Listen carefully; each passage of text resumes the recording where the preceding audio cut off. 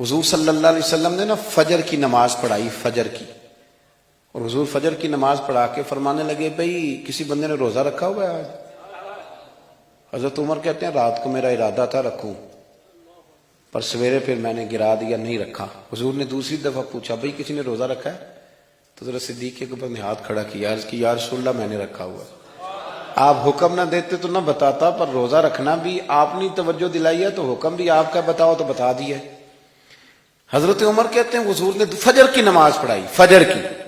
دوسرا سوال پوچھا بھی کسی نے کسی بیمار کی تیمارداری کی ہے؟ تو حضرت عمر کہتے ہیں میں نے فٹافٹ عرض کی یا رسول اللہ ابھی تو نماز فجر پڑھی ہے، تو اب گھر جائیں گے تو تیمارداری کریں گے۔ تو حضور نے فرمایا عمر تو ذرا ٹھہر جانا، جلدی نہ کر، ٹھہر نہ، ذرا رک تو صحیح۔ تو حضرت عمر فاروق رضی اللہ تعالیٰ عنہ فرماتے ہیں میں چپ کر گیا۔ حضور نے فرمایا بتاؤ بھی کسی نے تیمارداری کی ہے؟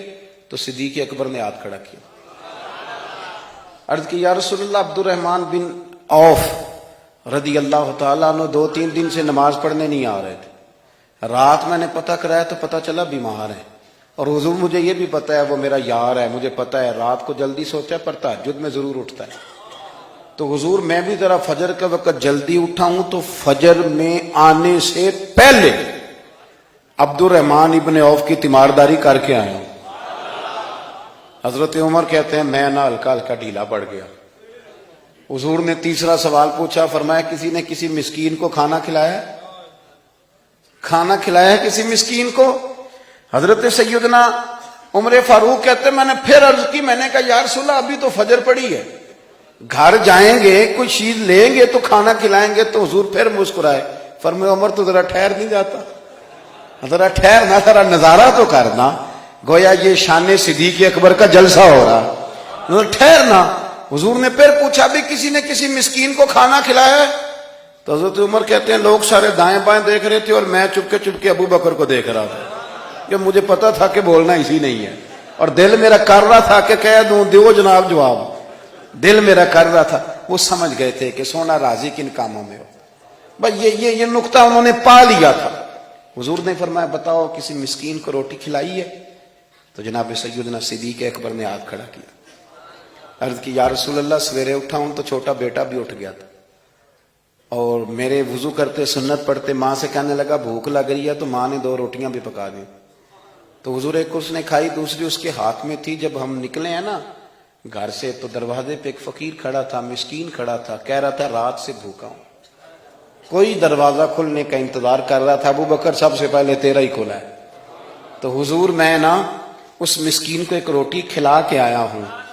حضرت عمر فاروق کہتے ہیں میں نے گردن جھکا لی، اور میرے رسول کریم نے فرمایا اے اللہ میرے ابو بکر پہ رحم فرما، اللہ میرے ابو بکر۔ وہ سمجھ گئے تھے، مزاج شناست سمجھ آ گئی تھی کہ حضور کن باتوں میں، اور نا اپنے اوپر وہ سارا کچھ طاری کر لیا تھا انہوں نے، طاری۔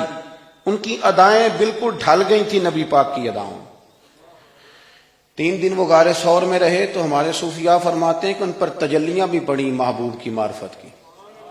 جب مدینے آئے نا نبی کریم کو لے کے، تو کچھ لوگوں نے حضور کی زیارت کی تھی، کچھ نے نہیں کی تھی، تو کچھ آتے تو نبی پاک کی دستبوسی کر کے بیٹھ جاتے، حضرت ابو بکر سے ہاتھ نہ ملاتے، اور کچھ صرف حضرت ابو بکر سے ہاتھ ملاتے اور حضور سے ہاتھ ہی نہ ملاتے۔ میری بات پہ توجہ ہے آپ حضرات کی؟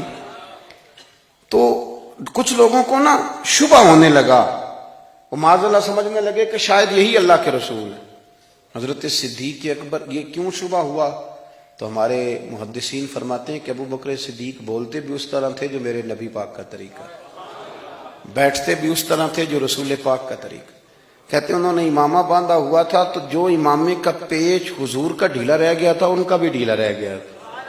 اس طرح اپنے آپ کو مزاج میں ڈھالا تھا، تو من شدی من تو شدم، میں اس طرح ڈھالا تھا مزاج میں، اس طرح کہ کوئی فرق نہیں نظر آتا تھا۔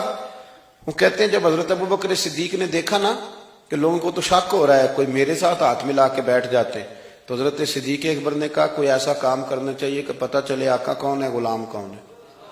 اٹھے، کندھوں پہ چادر تھی، وہ اتار کے نا تو حضور پہ سایہ کر دیا۔